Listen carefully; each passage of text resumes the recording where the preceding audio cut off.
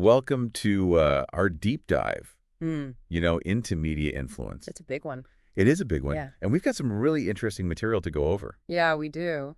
You sent me this Understanding Media by Marshall McLuhan, Yes. which I have to admit I'd never read before. Really? No, I'd heard of it, of course. Yeah. But I was really excited to kind of dig into this, and we're going to be talking about how, everything from like the alphabet to the internet shapes our lives. Yeah, it's fascinating how the things we kind of take for granted have such a profound impact. And McLuhan's work, I think, really highlights that. Yeah, he says we tend to miss the effects Yeah. because we're so focused on the content. Exactly. We get caught up in the what's being said. Yeah. And we miss the how it's being said in the medium itself.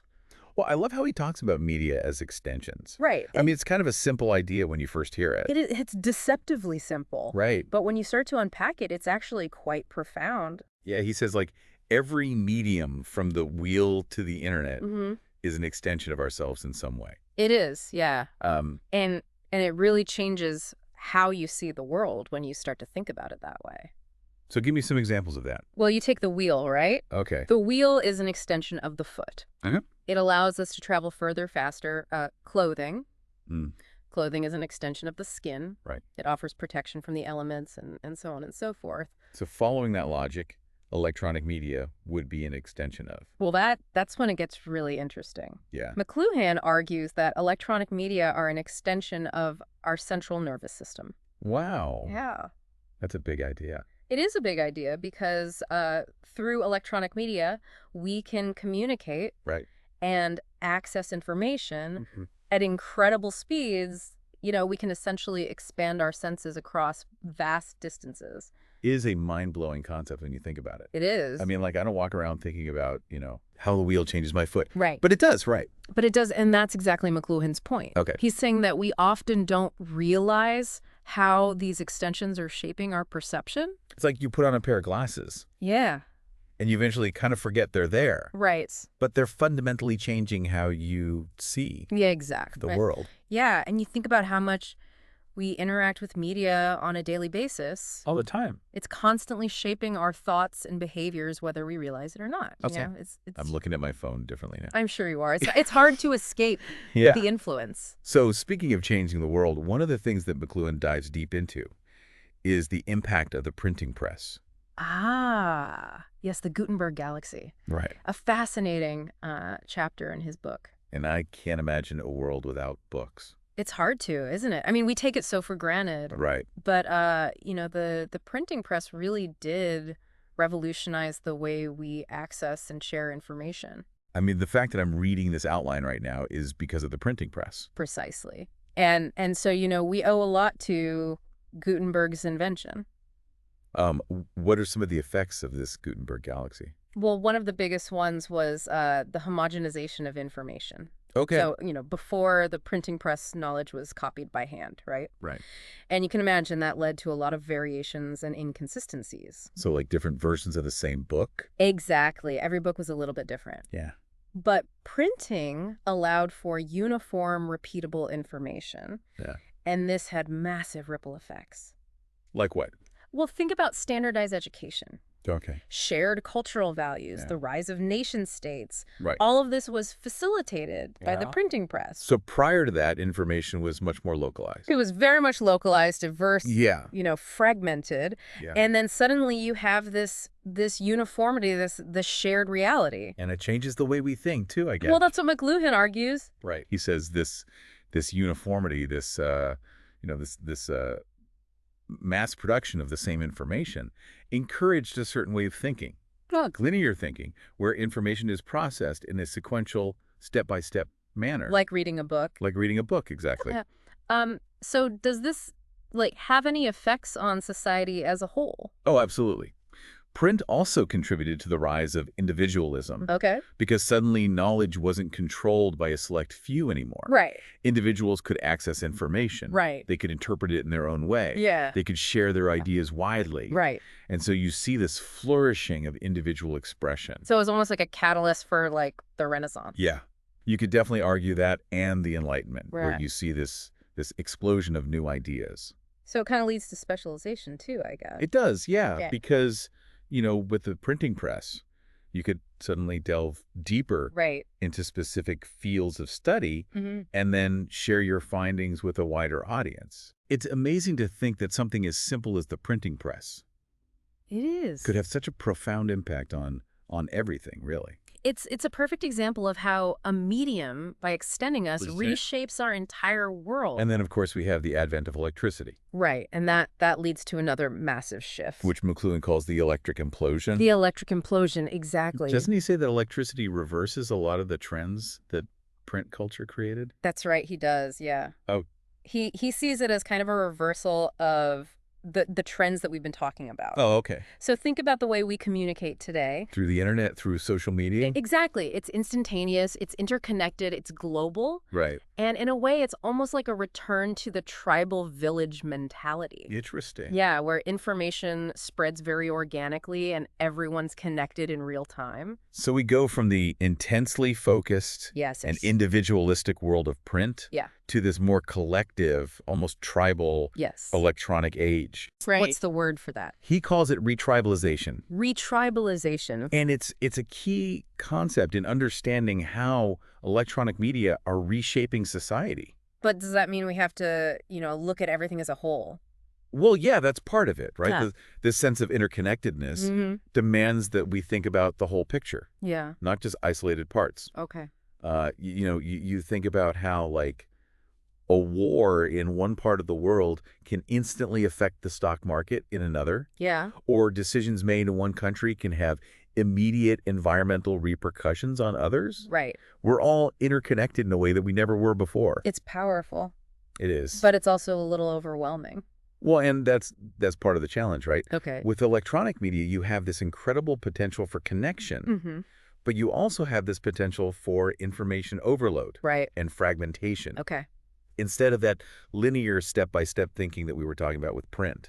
We're constantly bombarded with information from multiple sources, Yeah. all vying for our attention. It's like we're always on. We're always on, yeah. Constantly plugged in. Constantly plugged in. And that can be both exhilarating and exhausting. Right. It creates new possibilities, but also new anxieties and challenges. So we've gone from the age of print, which homogenized information encouraged linear thinking, to the electric age. Right. Which is more fragmented, more interconnected. More simultaneous. Simultaneous, right? Yeah.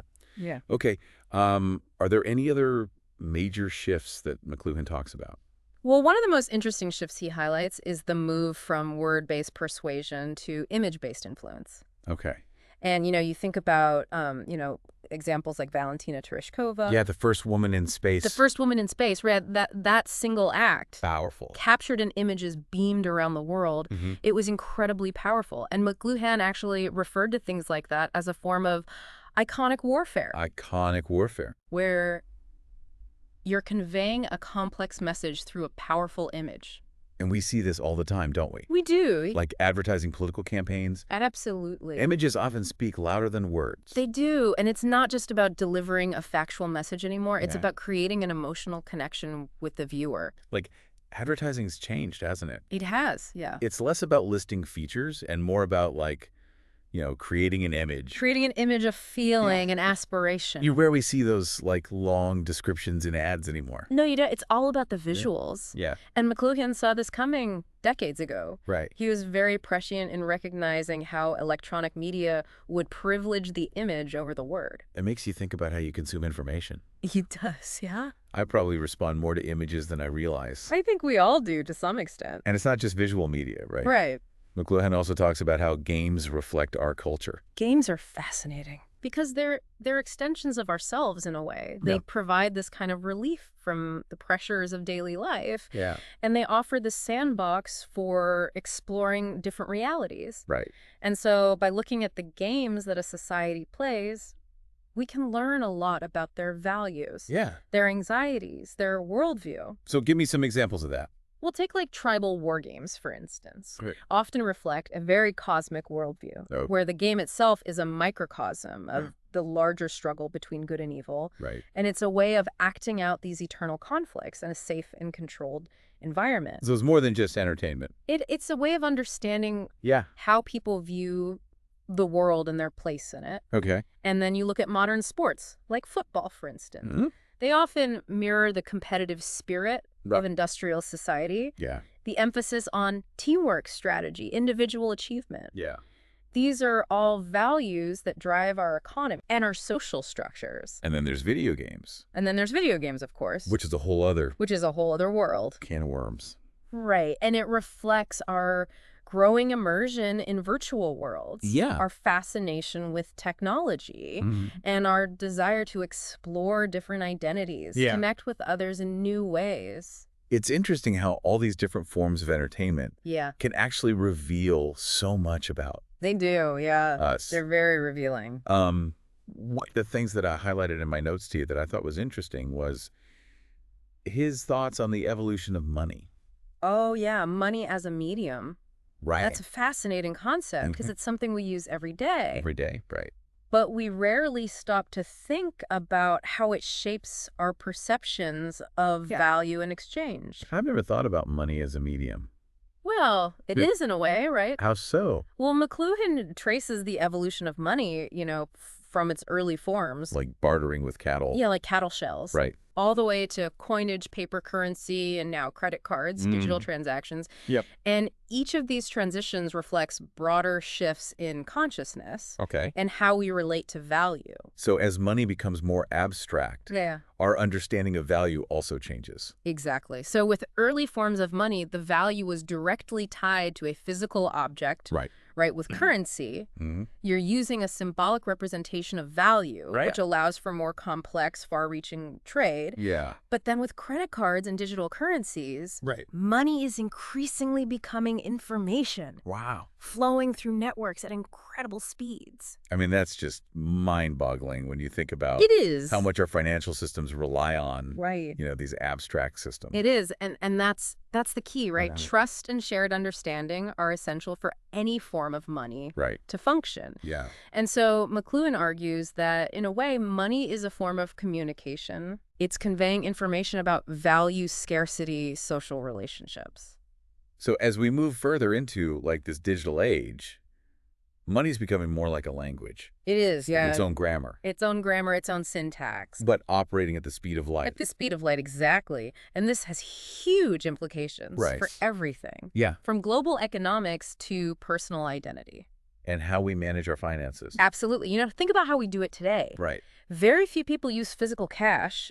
It's all digital transactions. It's all digital transactions. Online banking. Virtual currencies. It's changed our relationship with money. It has fundamentally changed our relationship with money. Yeah. And this is something that McLuhan recognized as a defining characteristic of the electronic age, this move towards abstraction. It's happening everywhere. It's happening everywhere. Yeah. Not just with money. With information, with communication. With information, with communication. Even our sense of self. Even our sense of self, exactly. Wow. Okay, this is a lot to take in. It is giving me a lot to think about. I think that's one of the things that makes McLuhan's work so compelling. Yeah. Is that it forces us to look at the world in a new way. So he's saying that, we can't just look at technologies as neutral tools. Right. We have to understand how they shape our perceptions and behaviors. You've got it. That's the core of his message. Okay. It's this idea of media literacy, that we need to understand how these tools are working on us. And if we're not aware, we risk becoming, passive consumers. Passive consumers, yeah. Rather than active participants in shaping our own world. It's not about rejecting technology. No, it's not about rejecting technology. It's about understanding its power. It's about understanding its power. And using it consciously. Exactly. We need to develop a critical awareness of how these extensions of ourselves, these media, are influencing our perceptions, our behaviors. Right. And ultimately, our society. This has been really eye-opening. Well, I'm glad to hear that. There's so much to unpack here. Yeah, we've only just scratched the surface. Let's dive into some more specific examples in the next part of our deep dive. I'm looking forward to it. Me too. Yeah. Before we move on, I wanted to touch on another point that McLuhan makes about games that kind of connects back to our discussion of break boundaries. Oh, right, the break boundary. Yeah. Remind me what that is again. So it's a concept from economist Kenneth Boulding that McLuhan applies to media. Right. And essentially, it's the point at which a system, whether it's a technology, a society, or even an idea, suddenly transforms into something else entirely, often passing a point of no return. Okay, so how do games relate to this idea of a break boundary? Well, McLuhan argues that one of the most common ways that these break boundaries occur is through the merging of two systems. So you think about how the printing press was transformed by the steam engine, which led to the mass production of books and newspapers. Or how radio and movies combined to create talkies. These are all examples of break boundaries. So he's saying that games can act as these catalysts for change, these points where different ideas or technologies collide and create something new. Precisely. And, take the example of chess. It originated in India as a war game, reflecting a very different social and military structure than what we have today. But as chess spread across the world, it blended with different cultures. It took on new meanings. So the game itself almost became a kind of medium. Carrying cultural information across time and space. Yeah, it's like as it interacted with these new cultures, it crossed these break boundaries. And evolved. And evolved into something new. And we see that with other games too, right? Absolutely. Like football, I imagine, was a very different game. Oh, vastly different. In its early days. Yeah. The rules changed. Equipment evolved. And the game itself became a reflection of the changing values and anxieties of industrial society. So by studying the evolution of games, we can kind of gain insights into how society's values have shifted over time. It's like they're cultural time capsules in a way. Yeah. And this process continues today with new technologies. Absolutely. Video games are a prime example. They've created an entirely new world of virtual experience. That's rapidly changing our relationship with technology storytelling, even our own bodies. It's amazing how much video games have changed in just a few decades. It is. It's remarkable. I mean, they've gone from these simple pixelated graphics to these incredibly immersive and realistic experiences. Yeah, and it's a testament to the power of technology. Do you think McLuhan could have predicted the impact that video games have had on our culture? Well, McLuhan was incredibly prescient in his understanding of how media shape our perceptions. So while he may not have foreseen the specific form that video games would take, his ideas about media as extensions of ourselves and the creation of new environments through technology are incredibly relevant to understanding the impact of video games. It's all about how these technologies change our relationship with the world and with each other. Exactly. They change the way we interact. They change the way we think. They change the way we feel. Speaking of changing relationships, earlier we were talking about McLuhan's insights on the evolution of money. I'm really fascinated by that. It's a very rich area of study. Can you elaborate on that a bit more? Sure. So as we discussed before, McLuhan saw money as a medium that reflects our understanding of value and exchange. And he traces its evolution from early commodity money. Like cattle and shells. Yeah, like cattle shells. To coinage, paper currency, and eventually credit cards. It's amazing to think about how something as abstract as money can have such a profound impact on our daily lives. It really is. Yeah, it's one of those things that we take for granted. We use it every day, but we rarely stop to think about it. Exactly, but it's incredibly powerful.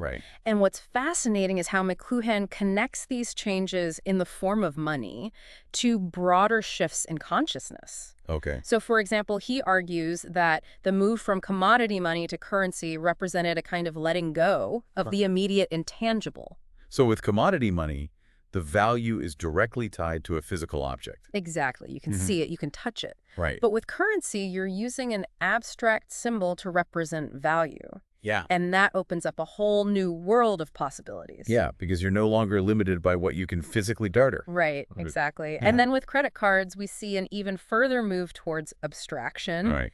Money becomes almost purely information. Wow. Flowing through digital networks at incredible speeds. It really is mind-boggling when you think about the volume of financial transactions that are happening every second around the world. It is. It's astonishing. And it all relies on this trust. That's the key. Right, these abstract systems. Trust and shared understanding are essential for any form of money to function. It's like money is a form of communication in a way. It is, yeah. McLuhan argues that it's conveying information about value, scarcity, social relationships. So as we move further into this digital age, Money is becoming more and more like a language. It's developing its own grammar, its own syntax. But operating in the speed of light. At the speed of light, exactly. That's wild. It is, and it has huge implications, as we were saying before, for everything from global economics to personal identity. Think about how we manage our finances today. Right. I mean, very few people use physical cash anymore. It's all digital transactions, online banking, virtual currencies. It's fundamentally changed our relationship with money. It has, and this shift towards the abstract is something that McLuhan recognized as a defining characteristic of the electronic age. It's not just happening with money. No, it's happening with information, communication, even our sense of self. It makes you wonder how these trends will continue to evolve as technology advances. That's a great question, and it's one that McLuhan, I think, would have been fascinated by. What will money or its equivalent look like in a world of artificial intelligence, virtual reality, instant global communication? It's hard to even imagine, but what we can learn from McLuhan is that these technological advancements won't just change the form of money. They'll change our entire understanding of value and exchange. That's a profound thought. It is, and it's a reminder that we can't just look at technologies as neutral tools. Right. We need to understand how they shape our perception. And our behaviors. Exactly. He calls for a kind of media awareness. Okay. A recognition that these extensions are not neutral. They have biases. They have biases, they shape our senses, they influence our behavior even when we're not aware of it. And if we're not aware of these influences, then we risk becoming passive consumers rather than active participants in shaping our own world. Precisely. Yeah. And this is even more critical in a world where technology is evolving at an unprecedented rate. It feels like we're constantly being bombarded with new extensions of ourselves. We are. It's a constant deluge. And it's hard to keep up, let alone understand the implications. It is, and that's why McLuhan's work is so relevant today, even though he was writing decades ago. Right. He provides a framework for understanding how media work, how they shape us, how we can use them consciously and responsibly. It's not about rejecting technology. No, it's about becoming more aware of its influence. And making conscious choices. Exactly. Making conscious choices about how we interact with it. He also gives us this fascinating perspective on the relationship between technology and culture. Yeah. I remember reading about his analysis of the car. The car, yeah. How this seemingly simple mode of transportation had these massive ripple effects on society. It's a classic example of how a technology, once it becomes widespread, can have unintended consequences that extend far beyond its intended use. Absolutely. Yeah. Didn't he say that the car, while offering individual freedom and mobility, also contributed to urban sprawl traffic congestion? Yeah, all of those things. A decline in public spaces. Exactly. It reshaped the physical landscape of our cities and towns. Right. It changed our social patterns, and it even impacted our sense of time and space. It's a reminder that every technology has trade-offs. It does. Yeah. And as we embrace new technologies, we need to be mindful of the potential downsides. Right. As well as the benefits. Absolutely. It's easy to get caught up in the excitement of a new gadget or platform. Yeah. Without fully considering the long-term effects. Right. And that's where McLuhan's call for media awareness comes in. Right. It's about cultivating a critical mindset. Questioning assumptions. Questioning assumptions, looking beyond the surface to understand the deeper implications of the technologies we use. So it's not just about being aware of the content that we consume. Right. But it's also about understanding the medium itself. Yes. How it works and how it shapes our perceptions. Exactly. We're not just passive recipients of information. Right. We're active participants in shaping the media landscape. That's a really important point. Okay. Yeah. McLuhan's work really empowers us to become more conscious and intentional. Right. In our relationship with media. We have the power to choose. We do. The media that we engage with. Absolutely. To question the messages that we receive. Yes. And to use these tools to create a more meaningful and connected world. That's a great way to put it. Yeah, that's the real message of McLuhan's work. Yeah, this has been incredibly thought-provoking. I'm glad to hear that. It's like he's giving us a new lens through which to view the world. He's offering us a set of tools to navigate this increasingly complex and media-saturated world. There's so much more to discuss. There is. We could go on for hours. It's interesting how McLuhan uses such playful language sometimes when he talks about media. Like, he uses terms like probes and gadgets. Right.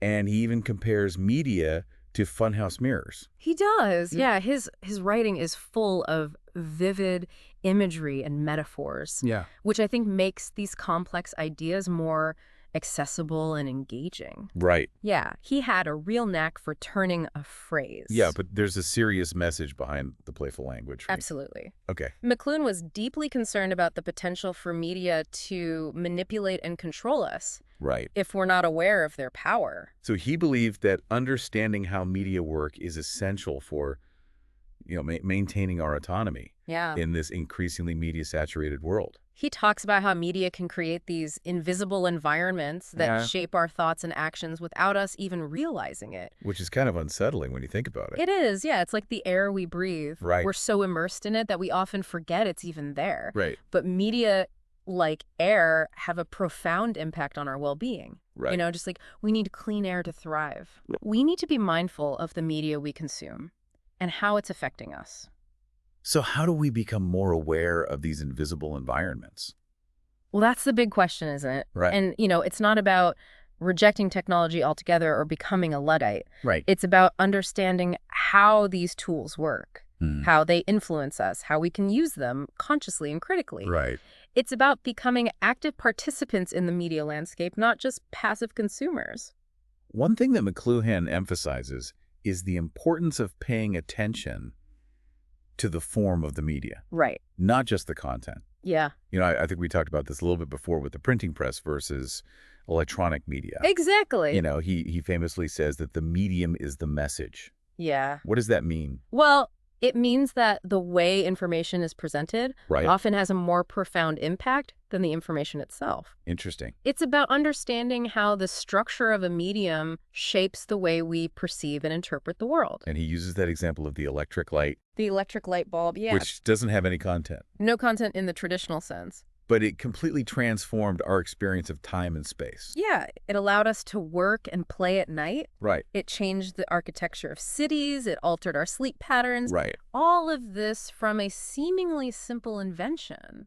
So it's not just about what's being said. Yeah. It's about how it's being said. Exactly. Through what medium. Through what medium, yeah. And what the implications of that medium are. And understanding the biases inherent in each medium.